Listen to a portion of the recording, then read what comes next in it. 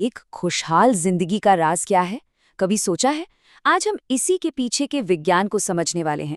लेकिन सबसे पहले चलिए आज की दुनिया में हमारी सेहत को लेकर एक बहुत ही चिंताजनक ट्रेंड पर नजर डालते हैं। देखिए, हमने तरक्की तो बहुत कर ली है ना? लेकिन हमारे स्वास्थ्य का एक बहुत ही बेसिक, बहुत ही जरूरी पैमाना, हमारी अपनी उम्र, वो कम हो रही है। और ये कोई मामूली बात नहीं है। ये एक गहरा संकट है जो हमारे जीने के तरीके पर ही सवाल उठा रहा है। तो सवाल यही उठता है कि आखिर हमारी जिंदगी छोटी क्यों हो रही है? दशकों में पहली बार अमेरिका जैसी जगहों पर औसत जिंदगी घट रही है। मतलब, इसके पीछे की वजह क्या हो सकती है? और देखिए, ये सिर्फ कोई नंबर नहीं है। ये असल में हमारे समाज में जो तनाव बढ़ रहा है, जो अकेलापन है और जिस तरह से लोग अपनी जिंदगी का मकसद खो रहे हैं, ये उस सब का एक आईना है, एक संकेत कि हमें अपने जीने के तरीके पर दोबारा सोचने की जरूरत है। तो एक तरफ तो उम्र घट रही है और दूसरी तरफ एक और महामारी है, निराशा और अकेलेपन की। जरा सोचिए, ग्लोबलाइज्ड कल्चर्स में करीब करीब 40% लोग अकेला महसूस करते हैं। ये हमारी सोशल हेल्थ के लिए एक बहुत बड़ी चेतावनी है। तो इस मुश्किल का हल क्या है? आपको शायद यकीन न हो, पर इसका जवाब एक बहुत ही खूबसूरत एहसास में छिपा है, विस्मय, जिसे इंग्लिश में ऑ कहते हैं। और ये कोई कही सुनी बात नहीं, इसके पीछे बाकायदा साइंस है। डॉक्टर डैकर केल्टनर जैसे एक्सपर्ट्स ने इस पर बहुत गहरी रिसर्च की है। तो ये विस्मय या ऑ है क्या भला? अच्छा, सोचिए जरा, जब आप रात में तारों से भरा आसमान देखते हैं या किसी ऊंचे पहाड़ के सामने खड़े होते हैं, बस वही फीलिंग, एक ऐसा एहसास जो हमें रोजमर्रा की दुनिया से कहीं ऊपर ले जाता है और हमारी सोच, हमारी क्रिएटिविटी को एक नई उड़ान देता है। और पता है, इस विस्मय का हमारे शरीर पर बहुत ही कमाल का असर होता है। ये हमारे स्ट्रेस को शांत करता है, शरीर की सूजन को कम करता है और हमारी एक बहुत ही ज़रूरी नस होती है, वेगस नर्व, उसे एक्टिवेट करके दिल की धड़कन को भी नॉर्मल कर देता है। और सबसे बड़ी बात, ये हमें दूसरों से जुड़ा हुआ महसूस कराता है। और सबसे मज़े की बात क्या है? इसे पाना कोई मुश्किल काम नहीं है। डॉक्टर केल्टनर तो यहाँ तक कहते हैं कि हर दूसरे दिन बस 2 मिनट का विस्मय महसूस करना शायद सबसे अच्छी चीजों में से एक है जो कोई भी अपने लिए कर सकता है। ठीक है, तो सवाल ये है कि हम अपनी रोज की जिंदगी में इस विस्मय को ढूंढे कैसे? चलिए पता लगाते हैं। अक्सर लोगों को लगता है कि ऑ या विस्मय महसूस करने के लिए ग्रैंड कैनियन जैसी किसी बहुत बड़ी शानदार जगह पर जाना पड़ेगा। लेकिन ऐसा बिल्कुल नहीं है। सच तो ये है कि विस्मय हमारे चारों तरफ है।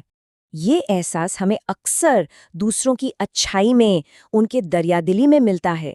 सोचिए, एक ट्रेन में एक बुजुर्ग महिला एक चैरिटी वाले को चुपचाप 5 पाउंड का नोट दे देती है। दया का वो छोटा सा पल, वो भी तो विस्मय ही है ना? रोंगटे खड़े कर देने वाला। अच्छा, इससे अपनी आदत में लाने का एक बहुत ही सिंपल और मजेदार तरीका है, ऑ वॉक या विस्मय वॉक। अगली बार जब भी टहलने निकले तो बस कुछ गहरी सांसें लीजिए और अपना ध्यान बाहर की दुनिया पर लगाइए। किसी फूल की पंखुड़ियों को गौर से देखिए, किसी पंछी का गाना सुनिए या बस आसमान के बदलते रंगों को देखिए। एक स्टडी में तो ये तक पाया गया कि 75 साल से ज्यादा उम्र के लोगों ने जब ये करना शुरू किया तो उनका तनाव और दर्द भी कम हो गया। कमाल है ना? विस्मय का एक और बड़ा फायदा है, ये हमें मैं, मेरा, मुझे वाली सोच से बाहर निकालता है। जब हम किसी ऐसी चीज का अनुभव करते हैं जो हमसे बहुत बड़ी है, तो अचानक हमारी अपनी परेशानियां बहुत छोटी लगने लगती हैं। हमें एक नया नजरिया मिलता है। तो विस्मय तो है ही, पर ये अकेला नहीं है। ये ऐसी कई सोशल इमोशंस की फैमिली का हिस्सा है जो हमारी सेहत के लिए बहुत बहुत जरूरी हैं। तो अब बात करते हैं इंसानी जुड़ाव की ताकत की। 47%, ये नंबर हमें इंसानी स्पर्श की ताकत के बारे में सब कुछ बता देता है। देखिए, जो बच्चे समय से पहले पैदा होते हैं, अगर उन्हें माँ की स्किन टू स्किन कांटेक्ट मिलता है तो उनका वजन उन बच्चों के मुकाबले 47% तेजी से बढ़ता है जिन्हें ये नहीं मिलता। ये दिखाता है कि इंसानी जुड़ाव हमारी जिंदगी के लिए कितना फंडामेंटल है। एक और ऐसी ही पावरफुल फीलिंग है करुणा, मतलब दूसरों के दुख को देखकर उसे कम करने की इच्छा। दलाई लामा ने कितनी सही बात कही है, अगर कोई खुश रहना चाहता है तो उसे करुणा का अभ्यास करना चाहिए, और अगर कोई दूसरों को खुश देखना चाहता है तो भी उसे करुणा का ही अभ्यास करना चाहिए। और पता है, करुणा की तरह ही दयालुता वो कंटेजियस होती है, यानी एक से दूसरे में फैलती है।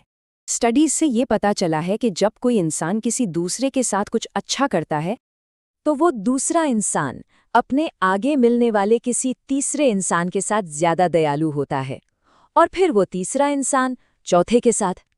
ये सिलसिला 3 लोगों तक चल सकता है। मतलब एक छोटा सा अच्छा काम एक चेन रिएक्शन शुरू कर सकता है। जरा सोचिए इसकी ताकत। लेकिन यहाँ एक बड़ी अजीब पर दिलचस्प बात है। इसे पावर पैराडॉक्स कहते हैं। रिसर्च ये दिखाती है कि जैसे जैसे लोगों के पास पैसा और पावर बढ़ता है, वे अक्सर कम दयालु और कम उदार हो जाते हैं। ये एक तरह की चेतावनी है कि कामयाबी के साथ साथ अपनी इंसानियत को बनाए रखना कितना जरूरी है। और आखिर में एक ऐसा फैक्ट जो शायद आपको चौंका दे, प्लस 10 साल। जी हाँ, अगर किसी के सोशल रिश्ते मजबूत हैं, दोस्त हैं, परिवार का साथ है, तो ये उसकी जिंदगी में 10 साल तक जोड़ सकता है। ये दिखाता है कि हमारे अपने लोग हमारी सेहत के लिए किसी भी दवा से कम नहीं है। तो अब बस एक सवाल, आज आप अपने हिस्से के 2 मिनट का विस्मय कहाँ ढूंढने वाले हैं?